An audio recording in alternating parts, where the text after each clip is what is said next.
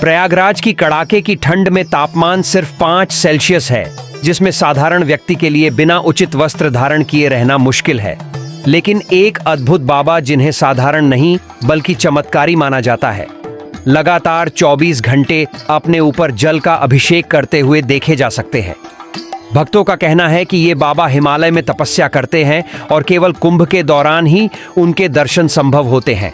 उनकी कृपा से भक्तों का जीवन धन्य हो जाता है और उनकी सभी मनोकामनाएं पूरी होती हैं। अगर आप भी बाबा के दर्शन करना चाहते हैं और अपनी मनोकामनाएं पूरी करना चाहते हैं तो कमेंट में हर हर महादेव जरूर लिखें और हमारे चैनल को सब्सक्राइब करना ना भूलें।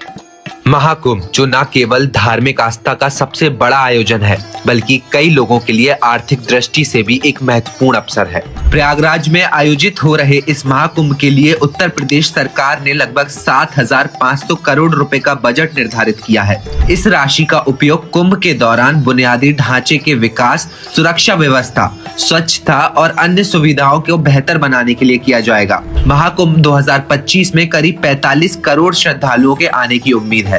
यह आयोजन 45 दिन तक चलेगा और इसके दौरान हर दिन करोड़ों की संख्या में लोग पवित्र संगम में डुबकी लगाने के लिए पहुंचेंगे। अब बात करते हैं आर्थिक प्रभाव की। अनुमान है कि इस महाकुंभ के दौरान कुल 2 लाख करोड़ रुपए से अधिक की आर्थिक गतिविधियां होंगी। श्रद्धालुओं के औसतन 5,000 रुपए प्रति व्यक्ति खर्च करने का अनुमान है, जो स्थानीय और राष्ट्रीय अर्थव्यवस्था को मजबूती देगा। महाकुंभ के इस आयोजन के कारण हजारों तरह की अस्थायी और स्थायी रोजगार के लाखों अवसर प्राप्त होंगे, जिसमें लगभग 10 लाख लोगों को रोजगार मिलने की उम्मीद है। इसमें सफाई कर्मचारी, टूर गाइड, सुरक्षा गार्ड, दुकानदार और टेंट वाले शामिल हैं। मैं सिर्फ कुंभ के बारे में कहूँगा। कुंभ महाकुंभ जो हो रहा है, आज पूरी दुनिया के लोग वहाँ पे जुटे हुए हैं। 45 करोड़ लोगों के वहाँ पर आने की संभावना है। लगभग 2 करोड़ से ज़्यादा अभी तक डुबकी लगा चुके हैं 2 दिनों के अंदर। आप बताइए, ये अमेरिका की आबादी से ज़्यादा है, पाकिस्तान की आबादी से 2 गुना है। जो IPL ने जो कमाया उससे 10 गुनी कमाई कुंभ के अंदर होगी। राम मंदिर, भगवान श्री राम का मंदिर 1800 करोड़ बना, लगभग 6400 करोड़ रुपए कुंभ के अंदर खर्च होंगे। लेकिन आप उसका व्यापारिक पहलू भी देखिए कि आने जाने, खाने पीने, आपको पता है 110 गुना चावल जो भंडारे के अंदर स्वर्ण मंदिर में लगता है, उससे ज़्यादा चावल रोज लगेगा। तो ये एक महापर्व है। पर्यटन और आवास के क्षेत्र में महाकुंभ के दौरान होटल, धर्मशालाओं और टेंट में भारी भीड़ देखी जाएगी। इस क्षेत्र से लगभग 40,000 करोड़ रुपए की आय होने की संभावना है। वहीं अगर खाने पीने की बात की जाए तो मेले में केवल चाय, पानी, बिस्किट, जूस और अन्य खाद्य पदार्थों की बिक्री से ही लगभग 20,000 करोड़ रुपए की रेवेन्यू जनरेट हो जाएगी। धार्मिक वस्तुओं और पूजा सामग्री जैसे तेल, दीपक, गंगा जल, मूर्तियां, अगरबत्ती और धार्मिक पुस्तकों की बिक्री से लगभग 20,000 करोड़ रुपए की आय होगी। कई बड़े ब्रांड्स ने महाकुंभ को अपने प्रचार का माध्यम बनाया है। वे मेले में अपने स्टॉल लगा रहे हैं। महाकुंभ के लिए शहर में लगभग 3,000 करोड़ रुपए की लागत से नई सड़कें भी बनाई गई और पुरानी सड़कों का नवीकरण किया गया है। वहीं गंगा और अन्य जल स्रोतों की सफाई के लिए लगभग 1200 करोड़ रुपए का बजट निर्धारित किया गया। मेले में वाईफाई जोन, स्मार्ट शौचालय और मोबाइल ऐप्स जैसी सुविधाओं के लिए भी लगभग 500 करोड़ रुपए खर्च किए गए और प्रमुख ब्रांड्स जैसे FMCGs, टेलीकॉम और फार्मा कंपनियां 1,000 करोड़ रुपए से अधिक का निवेश कर रही हैं। उभरते भारत में पर्यटन का क्या भूमिका रहने वाली है? देखिए, निश्चित रूप से भारत जिस गति के साथ में आर्थिक दृष्टिकोण से प्रगति कर रहा है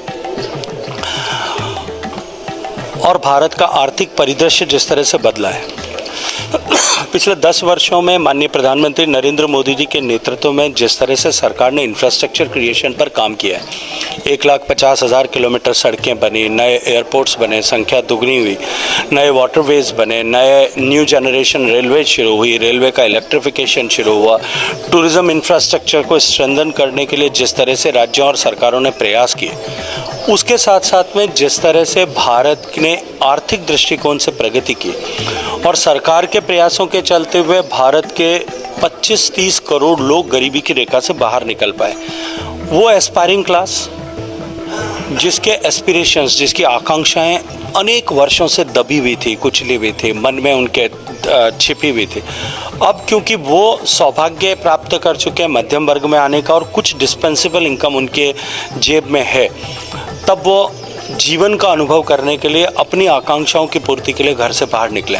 तब आप देखिए कि भारत में किस तरह से कोविड के बाद में हमारा डोमेस्टिक टूरिज्म किस तेज़ी के साथ में बढ़ा है।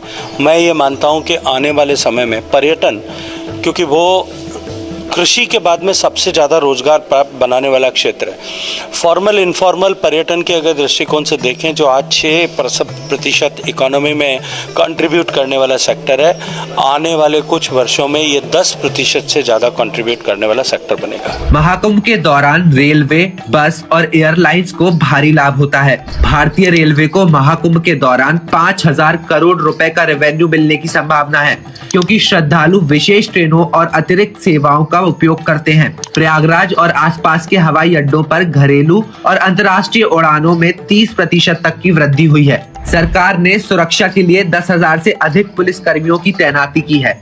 इसके साथ ही गंगा की सफाई और जल की गुणवत्ता बनाए रखने के लिए विशेष योजनाएं भी लागू की गई हैं। डिजिटल तकनीक का भी भरपूर उपयोग किया गया है, जिससे श्रद्धालुओं को हर सुविधा आसानी से मिले। स्थानीय व्यापारियों के लिए भी यह आयोजन किसी त्योहार से कम नहीं।